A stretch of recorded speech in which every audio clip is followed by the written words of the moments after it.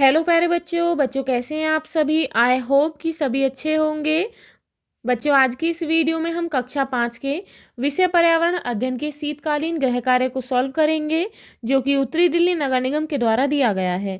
तो वीडियो को शुरू करने से पहले आप हमारे चैनल को सब्सक्राइब कर लें ताकि आपको आने वाले वीडियोज़ के नोटिफिकेशन मिलते रहें। तो शुरू करते हैं।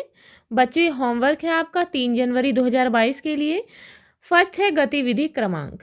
सर्दी के मौसम में स्वस्थ रहने के लिए हमें किन किन बातों को ध्यान में रखना चाहिए, इस विषय पर एक पोस्टर बनाइए। इस बारे में परिवार में चर्चा कीजिए। तो बच्चों आप इस बारे में पोस्टर बनाएंगे और इसके बारे में अपने परिवार में चर्चा करेंगे। तो हमें क्या करना चाहिए, सर्दी के मौसम में हमें स्वस्थ रहने के लिए गर्म व ऊनी कपड़े पहनने चाहिए। गर्म पेय पदार्थ जैसे कि चाय कॉफ़ी आदि पीनी चाहिए। ठंडी चीज़ों को खाने से बचना चाहिए जैसे कि आइसक्रीम।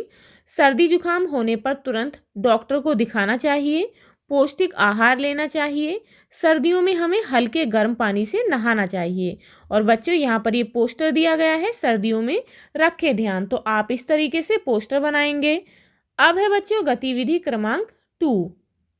अब बच्चों क्वेश्चन है, मैदानी राज्यों के नाम की सूची बनाइए और उन राज्यों को भारत के मानचित्र में दर्शाइए।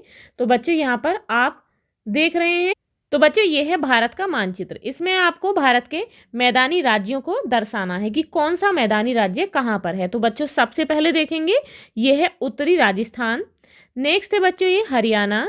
ये बच्चों कौन सा है, ये है पंजाब राज्य। ये है बच्चों आप यहाँ देख सकते हैं, ये है दिल्ली। बच्चों नेक्स्ट है उत्तर प्रदेश। तो उत्तर प्रदेश कहाँ है, यहाँ पर है बच्चों। उसके बाद है बिहार। तो बच्चों बिहार राज्य यहाँ पर है। नेक्स्ट है पश्चिम बंगाल। तो बच्चों ये है पश्चिम बंगाल यहाँ पर। और बच्चों नेक्स्ट कौन सा राज्य है, असम। तो बच्चों असम यहाँ पर है। अब बच्चों यहाँ पर प्रश्न है, मैदानी क्षेत्रों में रहने वाले लोगों को किन समस्याओं का सामना करना पड़ता है। तो बच्चों आंसर है, मैदानी क्षेत्रों में अधिक जनसंख्या रहती है जिसके कारण उन्हें कई समस्याओं का सामना करना पड़ता है जैसे कि आवास की समस्या, इट मीन्स रहने की समस्या, भोजन की समस्या, रोजगार की समस्या आदि। अब बच्चों अगला प्रश्न है, क्या आप एक मैदानी राज्य में रहना चाहेंगे, हाँ या नहीं में आपको उत्तर देना है और अपने उत्तर के समर्थन में कोई 2 तर्क दीजिए। तो बच्चों आंसर है हाँ, मैं मैदानी राज्य में रहना चाहूँगा। जैसे कि बच्चों दिल्ली एक मैदानी क्षेत्र है। मैदानी क्षेत्र मनुष्य के रहने के लिए अनुकूल स्थान होते हैं। मैदानी क्षेत्रों में मकानों को बनाने के लिए समतल भूमि होती है। मैदानी क्षेत्रों में नदियों के द्वारा लाई गई मिट्टी कृषि के लिए बहुत उपजाऊ होती है। अब बच्चे होमवर्क है आपका 6 जनवरी 2022 के लिए। फर्स्ट है गतिविधि क्रमांक नंबर 1। कोरोना की बीमारी से बचने के लिए हमें किन किन बातों का ध्यान रखना चाहिए, इस विषय से संबंधित एक पोस्टर बनाइए। तो बच्चों आप इस तरीके से कोरोना की बीमारी से बचने के लिए कि बच्चों कोरोना से बचाव के उपाय अपनाएं, मास्क पहने, 2 गज की दूरी बनाएं। फर्स्ट है बच्चों बार बार हाथ धोएं। सेकंड क्या है बच्चों, 2 गज की दूरी बनाए रखें। नेक्स्ट है बिना मास्क बाहर न जाएं। और बच्चों यहाँ पर है सार्वजनिक स्थानों पर नहीं थूकें।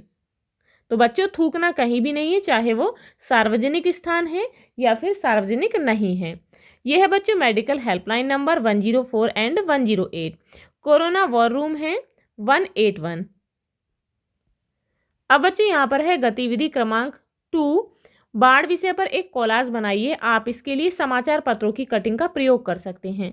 तो बच्चों बाढ़ विषय पर आप इस तरीके से कोलाज बनाएंगे। उसके लिए बच्चे यहाँ देख सकते हैं, इस तरीके से आप समाचार पत्र में से कटिंग काटेंगे। कटिंग करके बच्चों उन्हें इस तरीके से कोलाज में चिपकाएंगे। अब बच्चे यहाँ पर है प्रश्न 1, बाढ़ आने के मानव जनित कारण क्या है। मानव जनित इट मीन्स मानव के द्वारा कौन कौन से कारण हैं। तो बच्चों आंसर है, बांध टूटने के कारण बाढ़ आती है, नदियों के पानी को रोककर पुल बांध आदि का निर्माण करने के कारण जिससे जो नदियों का बहाव है वो तेज हो जाता है, पेड़ों की अधिक कटाई के कारण और नगरीकरण में विस्तार के कारण बाढ़ आती है। अब बच्चे यहाँ प्रश्न है, हम पर्यावरण के मित्र कैसे बन सकते हैं। तो बच्चों आंसर है, धुआं रहित वाहनों का प्रयोग करके, पॉलीथीन का उपयोग ना करके, जल संरक्षण को बढ़ावा देकर, वनों की कटाई पर रोक लगाकर, वृक्षारोपण करके, तेल से चलित वाहनों का कम से कम उपयोग करके। पेट्रोल डीजल के स्थान पर सीएनजी का प्रयोग करके और पुनर्चक्रण हो सकने वाली वस्तुओं का उपयोग करके। पुनर्चक्रण का मतलब है कि चीज़ों को दोबारा प्रयोग करके। अब बच्चे होमवर्क है 11 जनवरी 2022 के लिए। गतिविधि क्रमांक 1 है, नीचे दिए गए संवाद को ध्यान से पढ़िए तथा इन्हें अपनी आवाज़ में बोलिए या रिकॉर्ड कीजिए तथा इसे अपने अध्यापकों व अभिभावकों के सामने प्रस्तुत कीजिए। मियाँ बालिस्तीय ने कहा, सलाम भाई, बुरा न मानो तो एक बात पूछूं? लकड़हारा मुस्कुराया और बोला, बिल्कुल बिल्कुल, जो चाहते हो वो पूछो। मियाँ बालिस्तीय, मैं ये जानना चाहता हूँ। इट मीन्स मियाँ बालिस्तीय ने कहा कि मैं ये जानना चाहता हूँ कि तुम अपने हाथों पर ये फूंक सी क्यों मारते हो। तो बच्चों, आप इस संवाद को अपनी आवाज़ में रिकॉर्ड करेंगे और अपने टीचर्स के साथ इसे शेयर करेंगे। अब बच्चे यहाँ पर प्रश्न हैं, उसी से ठंडा उसी से गर्म, इस अध्याय को पढ़िए तथा इस अध्याय का एक नया नाम सुझाइए। तो बच्चों आंसर है, बच्चों इस पाठ के अन्य नाम भी हो सकते हैं जैसे कि एक फूंक दो काम, एक सिक्के के दो पहलू और चमत्कारी फूंक।